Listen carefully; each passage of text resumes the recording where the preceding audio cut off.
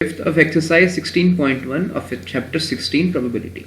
A coin is tossed and then a die is rolled only in case a head is shown on the coin. तो एक event है हमारे पास जिसमें सबसे पहले तो हम एक कॉइन को टॉस करते हैं और उसमें से अगर हेड आ जाता है, हेड और टेल में से अगर हेड आ जाता है तो उसके साथ हम एक डाई को भी रोल करते हैं. तो हमें इसके टोटल सैंपल स्पेस बताने हैं.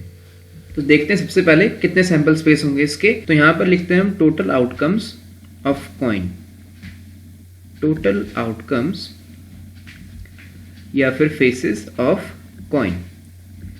तो ये कितने आएंगे? ये दो आएंगे, हेड या फिर टेल. या तो वो हेड आएगा या फिर टेल आएगा. अब टोटल आउटकम्स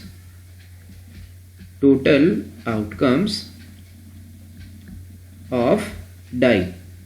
तो डाई को जब हम रोल करेंगे तो उसके कितने टोटल आउटकम्स आ सकते हैं? या तो 1 आ सकता है, 2 आ सकता है, 3 आ सकता है, 4, 5 एंड 6. इन 6 नंबर में से कोई सा भी एक नंबर आ सकता है. तो टोटल सैंपल स्पेस देखते हैं हम कितने आएंगे. Total sample space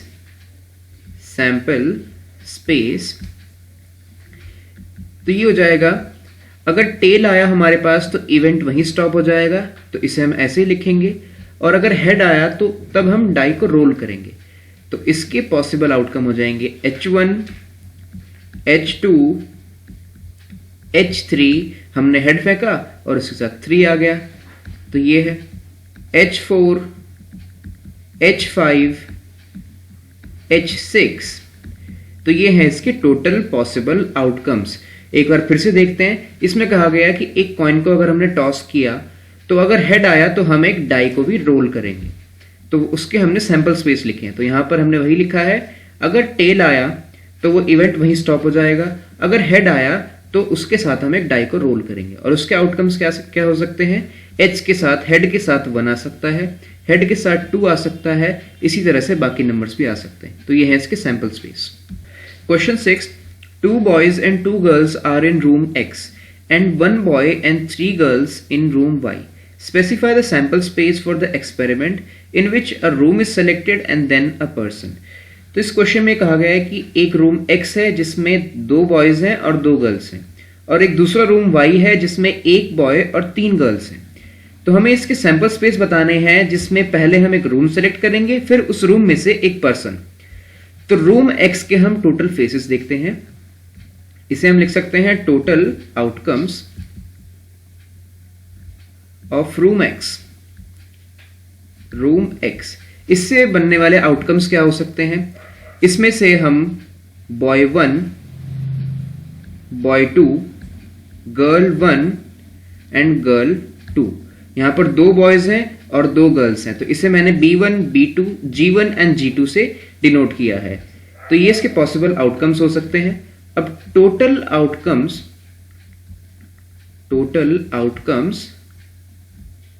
of room Y. तो रूम Y में से हम कितने पर्सन सेलेक्ट कर सकते हैं? एक बॉय को, जिसको मैं B3 से डिनोट करता हूं. B3. 3 गर्ल्स हैं जिसको मैं G3, G4 एंड G5 से डिनोट कर सकता हूं. तो अब हमें इसके लिए सैंपल स्पेस लिखने हैं. तो सैंपल स्पेस हम यहां पर लिखेंगे, sample space is equals to, पहले हमें रूम सेलेक्ट करना है. तो मैंने मान लो रूम X सेलेक्ट कर लिया. इन चारों में से मैंने पहले एक पर्सन सेलेक्ट कर लिया, मान लो मैंने B1 सेलेक्ट कर लिया. तो ये हो गया सैंपल स्पेस, इसका एक इवेंट. अब मैंने रूम सेलेक्ट किया, फिर B2 पर्सन ले लिया, तो ये भी इसका एक पॉसिबल आउटकम हो सकता है. फिर इसके साथ G1, फिर X के साथ G2. तो ये रूम X के लिए हो गए. अब रूम Y के लिए लिखते हैं हम. Y के साथ मैं लिख सकता हूं B3, फिर Y के साथ मैं लिख सकता हूं G3, फिर इसी तरह से Y के साथ में G4 और Y के साथ G5. ये है total sample space. Total possible outcomes यही होंगे. Question number 7. 1 die of red color, 1 of white color and 1 of blue color are placed in a bag.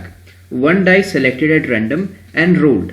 Its color and the number on its upper face is noted. Describe the sample space. तो इस question में कहा गया है कि एक bag है हमारे पास उसके अंदर 3 कलर की डाइस हैं, 3 अलग अलग कलर की डाइसेस हैं हमारे पास, 3 डाइस हैं। इनका कलर है रेड, एक मान लो इनमें से रेड कलर की है, एक इनमें से व्हाइट कलर की है और एक इनमें से ब्लू कलर की है। ये 3 डाइस हमारे पास हैं। तो इसमें पूछा गया है कि इनमें से अगर हमने एक डाइस को बाहर ले लिया और उसे रोल करा दिया तो total number of sample space बताने हैं हमें उसके कलर के साथ। तो सैंपल स्पेस हम क्या लिख सकते हैं, एक डाइस से कितने टोटल आउटकम्स हो सकते हैं, 1 to 6। तो टोटल आउटकम्स हो जाएंगे 1 2 3 4 5 एंड 6।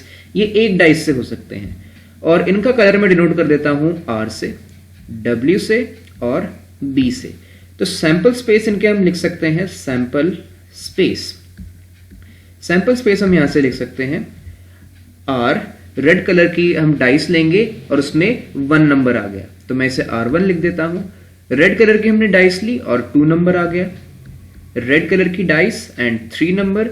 और इसी तरह से अगर मैं और लिखूं तो R के साथ 4, R5 एंड R6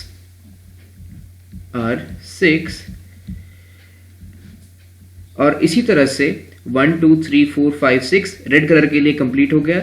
अब व्हाइट के साथ 1, व्हाइट के साथ 2, W2, व्हाइट कलर के साथ 3, व्हाइट कलर के साथ 4, W5, W6। ये इस तरह से व्हाइट कलर के लिए भी कंप्लीट हो गया। अब बचा ब्लू कलर के लिए, तो B1, B2, B3, B4, B5 and B6। तो ये हो गए हमारे टोटल सैंपल स्पेस।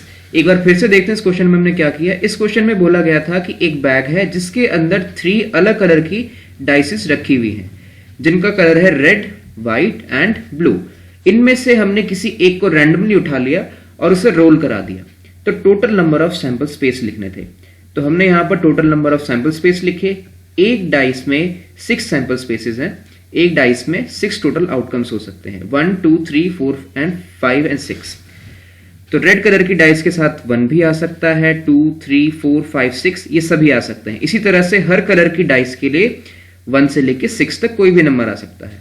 तो ये है टोटल सैंपल स्पेस और इस तरह से क्वेश्चन कंप्लीट होता है। Thanks for watching.